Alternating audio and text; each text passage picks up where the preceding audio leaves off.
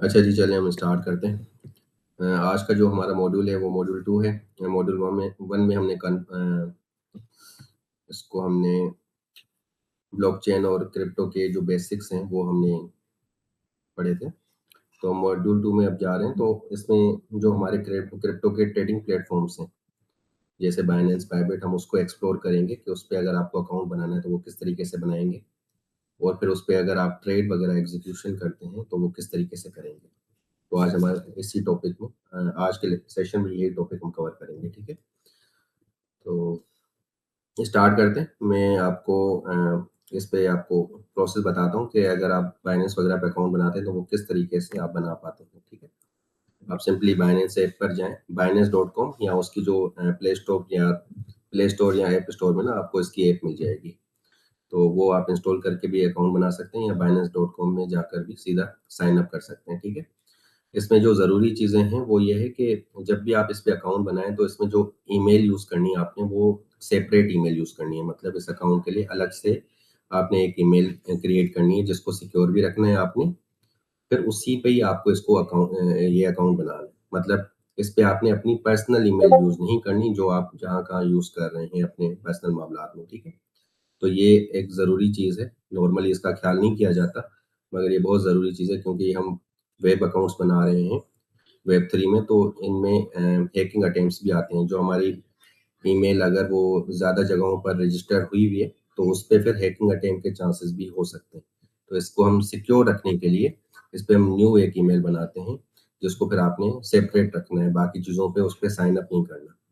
और जब भी इस पे आप पासवर्ड वगैरह लगाएँ तो वो भी आप सिंपल ना रखें, उसमें कम से कम आप ये अपर केस, लोअर लेटर्स और स्पेशल सिंबल ज़रूर ऐड करें, और उसको मतलब सिक्योर पासवर्ड एक तरीके से बनाएँ आप अपने लिए। ये बाइनेंस पे अगर आप रजिस्टर हो रहे हैं तो मेरी ये रेफरल आईडी है, अगर कोई यूज़ करना चाहे तो वो कर सकता है।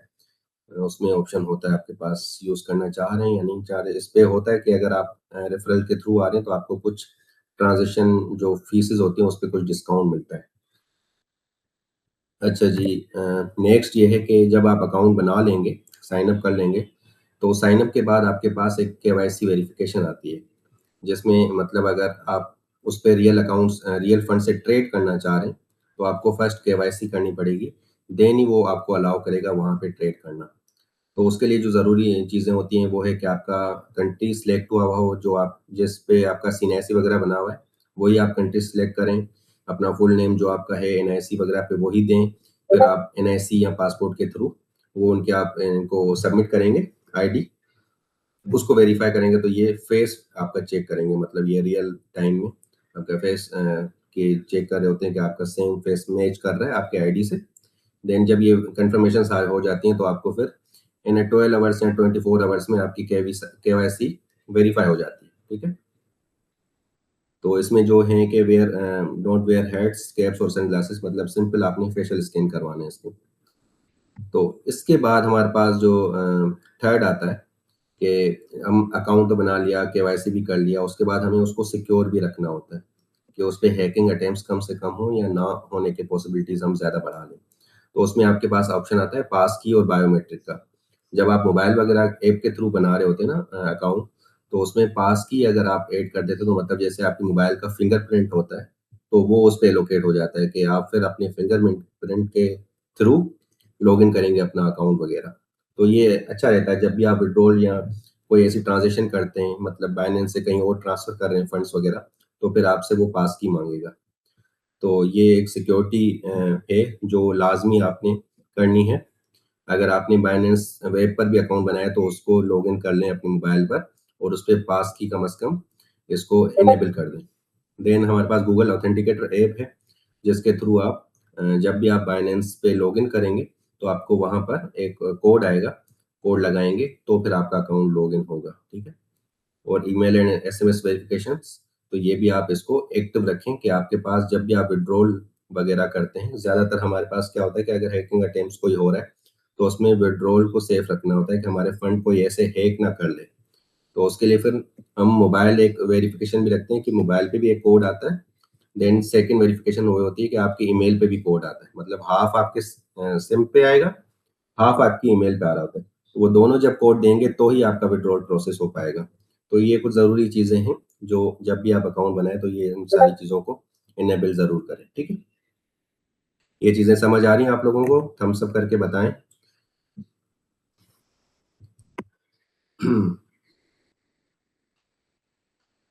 अच्छा जी, चलो बेहतरीन हो गया। अच्छा, ये तो हो गया हमारा एक अकाउंट क्रिएशन का काम।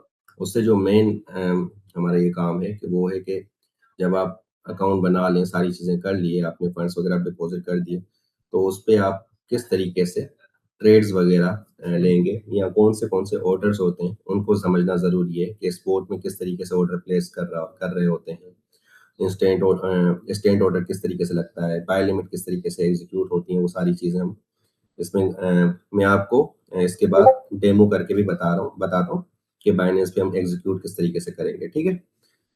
तो इसमें ये तो हमारा रूल है, मैंने लास्ट मॉड्यूल में भी कवर किया था कि ज़्यादा आप मतलब जंप इन ना करें एकदम से कि आप मतलब बस ट्रेड ही करना है और आपने अपने बस जल्दी से जल्दी पैसे बनाने हैं, तो उसमें ज़्यादा हमारे पास पॉसिबिलिटीज़ हैं कि अगर हम सीख के नहीं कर रहे, तो इन 90 डेज़ आप ज़्यादातर अपना जो फंड है वो लॉस कर चुके होते हैं। तो इस चीज़ का हमेशा ख्याल रखना है कि किसी ऐसे ट्रैप में नहीं आना कि आप जल्दी से जल्दी यहाँ से पैसे बना के जाएँगे, ठीक है? तो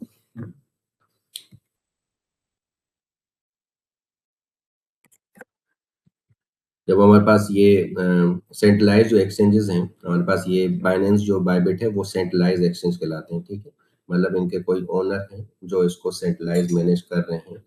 ब्लॉकचेन हालाँकि डिसेंट्रलाइज़ है, मगर इस पे सेंट्रलाइज़ क्योंकि ईज़ी टू वर्क है, जो ईज़ी टू मतलब जो रिटेल यूज़र है, वो ईज़ी एक्सेस कर पाते हैं, तो ज़्यादातर वो सेंट्रलाइज़ एक्सचेंज पे काम करते हैं और यहाँ पर फिर उसी वजह से लिक्विडिटी भी ज़्यादा होती है कि हम बाय सेल जो करते हैं, वो इंस्टेंट एग्ज़ीक्यूट कर पाते हैं। तो इनको हम सेंट्रलाइज़ एक्सचेंज इस वजह से कह रहे होते हैं, ठीक है? इस पे आपका इंस्टेंट ऑर्डर बुक्स वगैरह होते हैं और वो इंस्टेंट ही आपकी सारी जो ट्रांज़ैक्शन है, वो एग्ज़ीक्यूट हो रही होती है, ठीक है? अच्छा, ये मैं आपको ना सारा बाइनेंस पे लॉगिन करके बताता हूँ, तो ज़्यादा आपके लिए ईज़ी रहेगा। सरमाया डॉट जहां हर फैसला बने सरमाया।